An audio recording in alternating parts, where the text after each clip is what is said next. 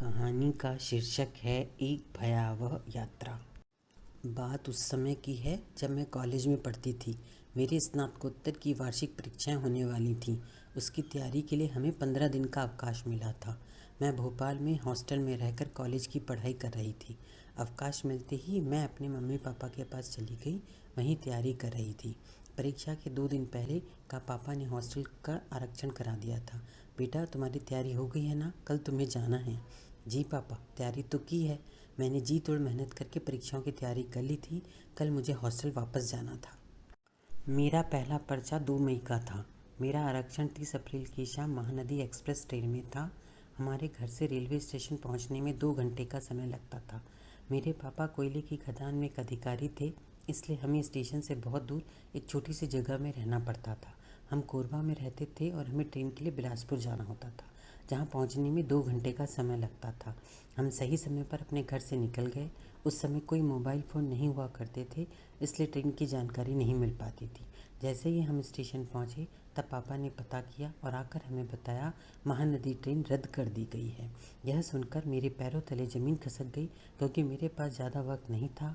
वहाँ पर कोई हवाई अड्डा भी नहीं था, इसलिए जाना भी ट्रेन से पड़ता था। बिलासपुर से भोपाल की ट्रेन बहुत कम थी।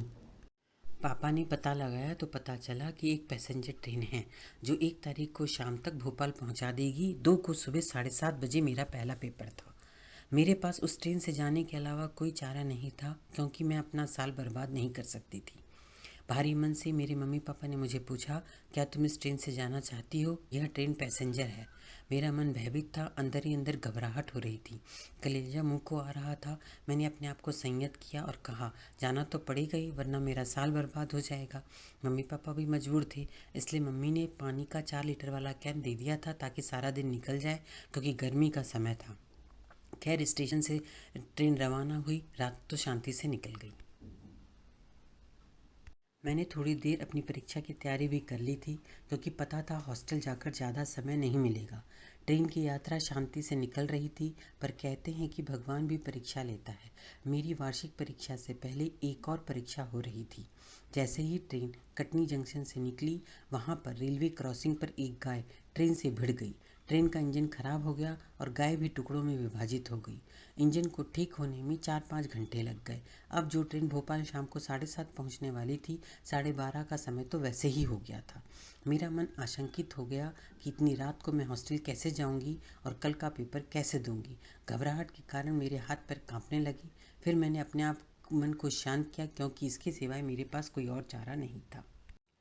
ट्रेन में यात्री तरह तरह की बातें करते, वो सुनकर मन घबरा जाता, फिर अपने आप को संभालती। शाम को 7 बजे ट्रेन बीना स्टेशन पहुंची। अब मुझे यह संपूर्ण रूप से एहसास हो गया था कि भोपाल ये ट्रेन रात को 1-2 बजे से पहले नहीं पहुंच सकती है। बीना में ज़्यादातर यात्रियों ने ट्रेन बदल ली थी, दूसरी रेलगाड़ियों से चले गए थे। 1-2 आदमी ने मुझे भी कहा, मैडम आप भी बीना स्टेशन पर उतर कर दूसरी ट्रेन बदल लीजिए, ये ट्रेन बहुत देर से भोपाल पहुँचेगी। पर उनकी नीयत ठीक नहीं लग रही थी। अकेले मैं उतरती तो मेरे पास बहुत सामान था, उनके साथ में दूसरी ट्रेन का पता कैसे करती।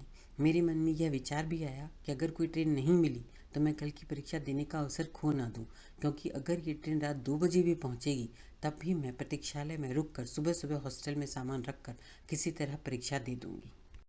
अंततः मैंने इसी ट्रेन से भोपाल जाने का निर्णय लिया। ट्रेन लगभग खाली हो गई थी। रात गहराती जा रही थी। एक समय पर मेरा कंपार्टमेंट पूरा खाली हो गया और एक अधेड़ उम्र का टीटी, जिसकी नीयत बिल्कुल अच्छी नहीं लग रही थी, मेरे सामने वाली सीट पर बैठ गया और मुझसे गंदी गंदी बातें करने लगा। अपनी पत्नी की खूब बुराई करने लगा। मेरे तो होश उड़ गए। घबराहट के मारे मुझे कुछ नज़र नहीं आ रहा था। दिल की धड़कन बेहद तेज हो गई। मेरा सर चकराने लगा। मैंने फिर यही सोचा कि अगर इसने कुछ भी गलत हरकत की तो मैंने सामने का दरवाज़ा खुला था, वहाँ ट्रेन से कूद जाऊंगी। उस टीटी के गलत इरादे मुझे साफ दिखाई दे रहे थे। वह उठा, सारा कंपार्टमेंट निरीक्षण करने गया कि कोई इसमें है या नहीं। एक पल के लिए सारा कंपार्टमेंट खाली था, पर ईश्वर की कृपा समझिए कि गाड़ी पूरी जुड़ी हुई थी। दूसरे कंपार्टमेंट से एक पिता पुत्र ठीक मेरी सीट के सामने बैठ गए। मुझे तो साक्षात ईश्वर ही लग रहे थे। मैंने मन ही मन ईश्वर का धन्यवाद किया, जो पिता व बेटा बनकर मेरे सामने आ गए और मैं पूर्णतः सुरक्षित रही। रात 1 बजे ट्रेन भोपाल स्टेशन पहुंची। जैसे ही मैंने सामान उतारने लगी तो वो टीटी मेरे पीछे पड़ गया और कहने लगा, लाओ मैं तुम्हारा सामान ले चलता हूँ, रात को अकेले कहाँ जाओगी। मैंने बिना उत्तर दिए जैसे तैसे अपना पूरा सामान एक बार में उतारा, तेजी से प्रतीक्षालय की ओर चलने लगी। तब भी वह टीटी मेरा पीछा कर रहा था। तभी सामने से भैया दिखाई दे गए। भैया मेरे बुआ जी के बेटे हैं। वे भोपाल में मेरे लोकल गार्जियन थे। मेरे पापा ने भैया को फ़ोन कर दिया था, इसलिए उन्होंने मेरी ट्रेन का पता था। ट्रेन की सारी जानकारी होने से उन्हें लगा कि मैं इतनी रात को हॉस्टल अकेले कैसे जाऊंगी, अतः वह मुझे लेने आ गए। उन्हें देखकर मेरी सांस में सांस आई। भैया ने पूछा, घर चलोगी या हॉस्टल छोड़ दूं?